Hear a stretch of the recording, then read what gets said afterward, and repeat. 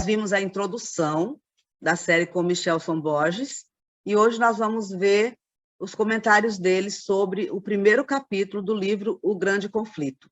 É o livro do ano que será distribuído em massa durante o ano de 2023 e 2024 pela Igreja Adventista. Então, todos nós estaremos envolvidos nesse projeto de distribuição desse livro, O Grande Conflito. E aí nós tivemos a oportunidade de ver a fala do irmão Oliveira, falando do projeto do MAN, que também está envolvido nesse trabalho de divulgação e de distribuição deste livro. E o desejo que nós temos é que esse livro chegue a todos os lares do mundo inteiro. Então, ele será espalhado como folhas ao vento, aos milhares. E nós somos os responsáveis por esta obra, por essa missão. Então, que possamos nos envolver. E para que a gente fale desse material, desse livro maravilhoso, nós precisamos conhecê-lo. Nós já estudamos aqui uma vez o livro Grande Conflito, capítulo por capítulo, mas agora nós vamos estudar de uma forma diferenciada, vendo os comentários do pastor Michelson Borges. A gente só sabe se a comida é gostosa se a gente provar. Então, vamos pegar o conteúdo primeiro e depois levar os outros, né? Exato. Pois eu vou compartilhar com vocês a tela para que a gente tenha a oportunidade de ver hoje o primeiro capítulo.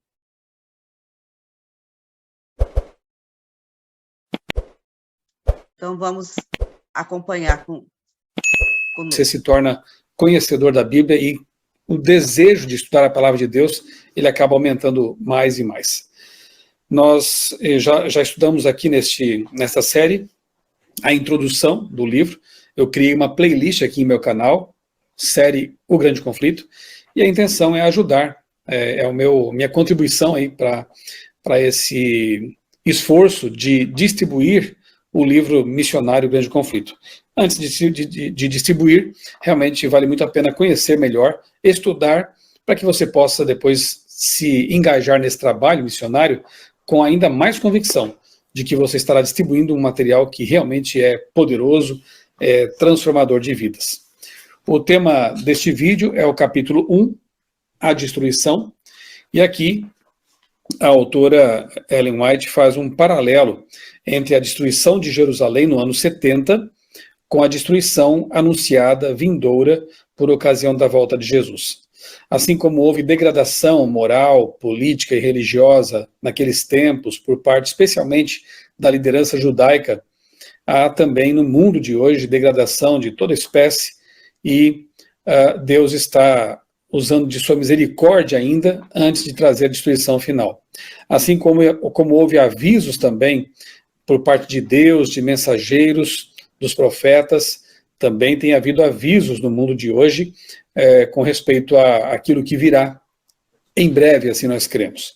Eu vou fazer como já da outra vez, vou destacar aqui alguns trechos que eu sublinhei neste capítulo 1, A Destruição, e começo com este aqui, que diz assim: se a nação de Israel houvesse preservado sua lealdade ao céu, Jerusalém teria permanecido para sempre como cidade escolhida, mas a história do povo de Deus a história do povo que Deus favoreceu teve um registro de apostasia e rebelião. Com um amor maior do que o de um pai carinhoso, Deus teve compaixão de seu povo e do lugar de sua habitação, como está lá em 2 Crônicas 36:15. Quando apelos e repreensões falharam, o Senhor enviou o melhor presente dos céus, o próprio Filho, a fim de insistir com a cidade impenitente. Note que por séculos Deus usou profetas e profetisas para advertir seu povo, para chamar seu povo de volta à fidelidade. E quando tudo isso aí não funcionou, ele enviou o que tinha de mais precioso: Jesus, o próprio Filho de Deus, o Deus Filho encarnado, para andar com seu povo, advertir seu povo, abraçar o povo e tentar levá-lo ao arrependimento. Com os olhos cheios de lágrimas, Jesus viu as forças estrangeiras cercando os muros. Ouviu o ruído dos passos dos exércitos marchando para guerrear, a voz de mães e filhos clamando por alimento na cidade sitiada. Viu o templo santo de Jerusalém, seus palácios e suas torres serem entregues às chamas, transformando-se em um montão de ruínas incandescentes. Aí dá para entender por que lá no Monte das Oliveiras, quando os discípulos apontam para o templo, para a magnificência daquele prédio, claro que nem se comparava com o primeiro, que foi construído por Salomão, mas mesmo assim era um templo que tinha ali pedras brancas, muito ouro, madeira nobre, realmente era uma construção que chamava a atenção. E quando os discípulos apontam para aquele templo com orgulho nacional, Jesus derrama lágrimas, porque ele estava vendo no futuro a destruição de tudo aquilo. Quando Jesus então diz que não ficaria pedra sobre pedra daquele templo, daquela construção. Cristo viu Jerusalém como símbolo do mundo endurecido em descrença e rebelião, apressando-se para enfrentar os juízos de Deus. É como eu disse, o propósito desse capítulo aqui do livro, o primeiro capítulo, é mostrar que temos exemplos no passado. Assim como houve quem desprezasse os profetas, houve quem desprezasse as advertências de Deus, e por causa disso, então, tiveram que colher o que plantaram, o mundo de hoje também tem, em grande medida, desprezado os profetas de Deus, desprezado as advertências contidas na palavra de Deus, e um dia, infelizmente, também vão colher o resultado daquilo que tem plantado hoje. Então, esse é um capítulo que, na verdade, é um convite ao arrependimento. É um convite para que ouçamos a voz dos profetas e a voz de Deus, naturalmente. Diz mais aqui na página 15, a majestade do céu em lágrimas. Essa cena mostra como é difícil salvar os culpados das consequências de violar a lei de Deus. Jesus viu o mundo envolvido em engano semelhante ao que causou a destruição de Jerusalém. O grande pecado dos judeus foi rejeitar a Cristo. O grande pecado do mundo seria rejeitar a lei de Deus, o fundamento de seu governo no céu e na terra. Milhões de escravos do pecado condenados à segunda morte se recusariam a ouvir as palavras da verdade em seu dia de oportunidade. Bem, hoje é o dia da oportunidade, hoje é o dia de nós ouvirmos a voz de Deus. Quem sabe você que está assistindo esse vídeo aqui agora, neste momento, seja aqui o Deus convidando você a ser fiel, a se arrepender de seus pecados, a buscar em Deus forças para colocar sua vida em conformidade com a lei dele contida na palavra. Aproveite as oportunidades. Ainda temos tempo para isso. Depois diz aqui na página 16 que os discípulos, quando ouviram Jesus falar sobre as pedras que não ficariam sobre pedras, eis que a casa de vocês ficará deserta, como está lá em Mateus 23, 38, quiseram entender do que ele estava falando. E então eles perguntaram, dize-nos quando acontecerão essas coisas? E que sinal haverá da tua vinda e do fim dos tempos? Mateus 24, 3. Eram duas perguntas.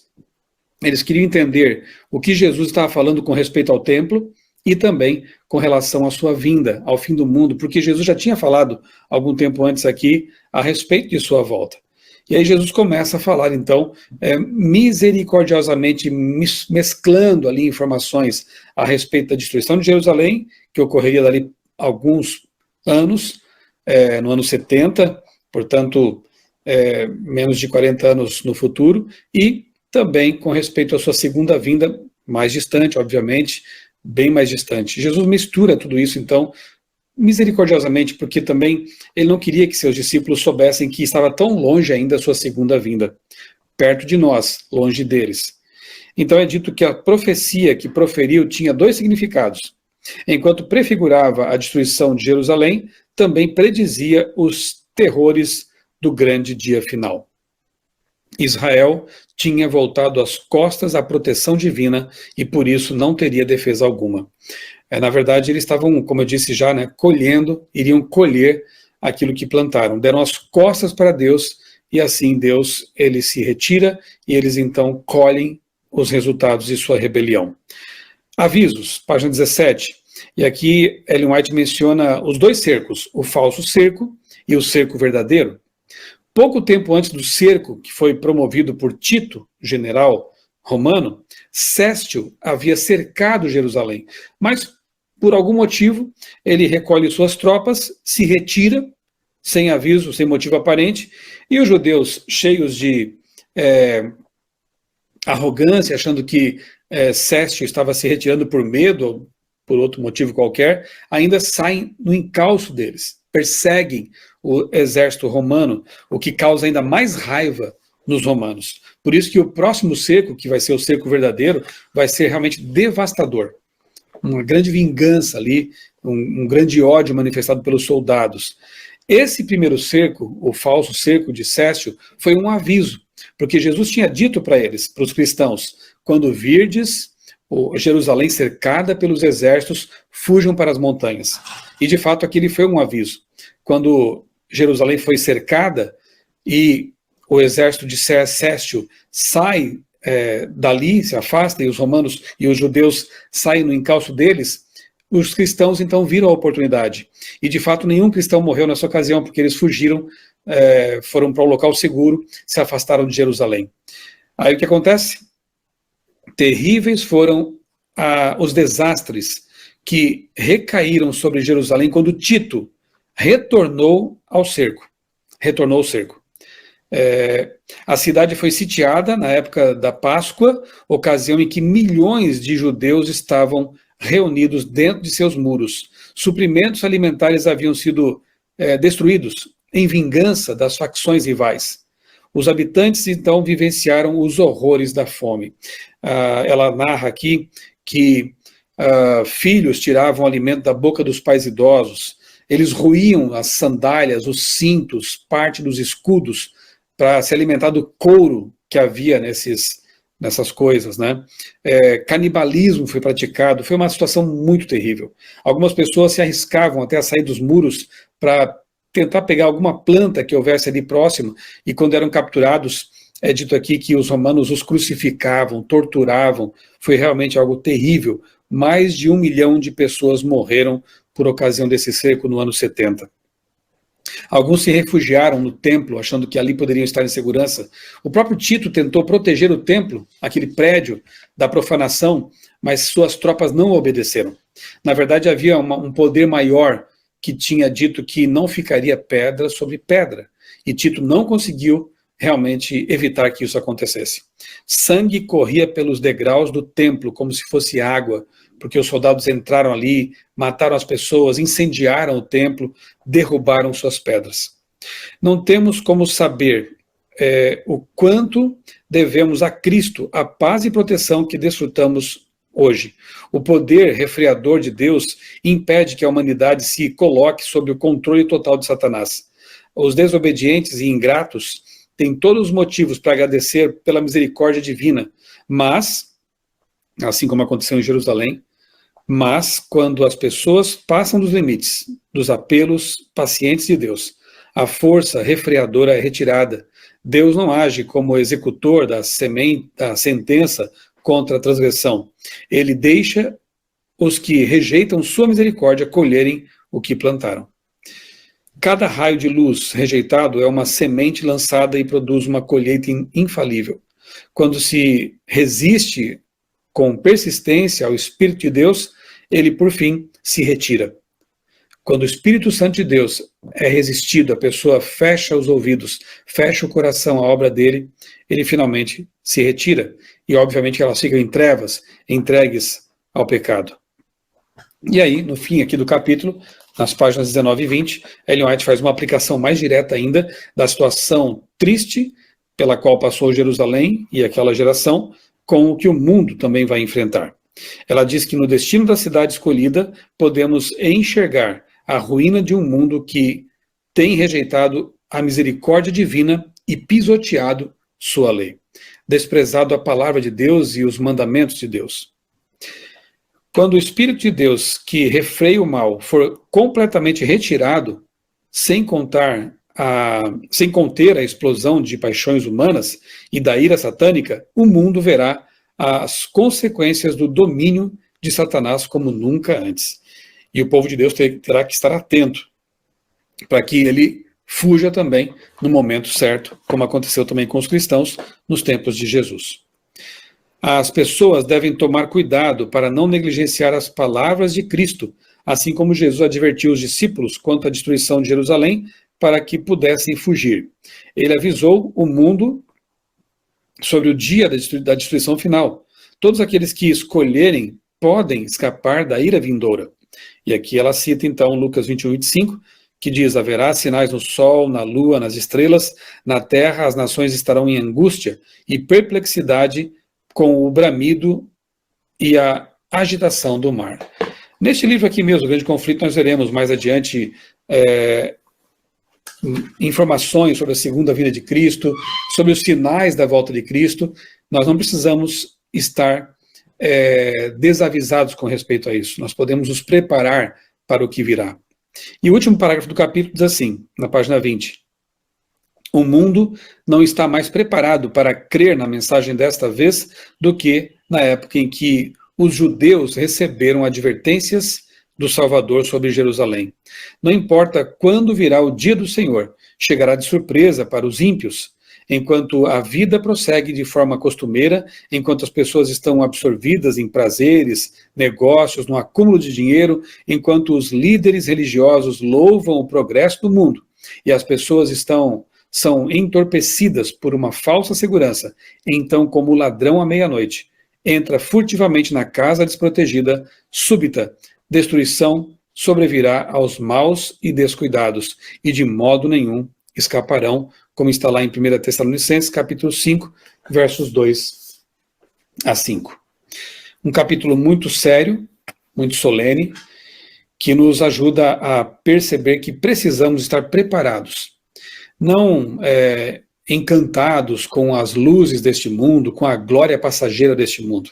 Assim como os discípulos estavam com o foco errado naquele momento lá no monte, observando a glória do templo, a cidade, e Jesus vendo o futuro, e Jesus derramando lágrimas, porque muitos no futuro iriam se perder. Que nós, hoje, possamos ter o foco correto, possamos estar com os olhos voltados para o alto, para a palavra de Deus, ouvindo as advertências de Deus, não encantados com as glórias deste mundo, mas preparados para a breve volta de Jesus.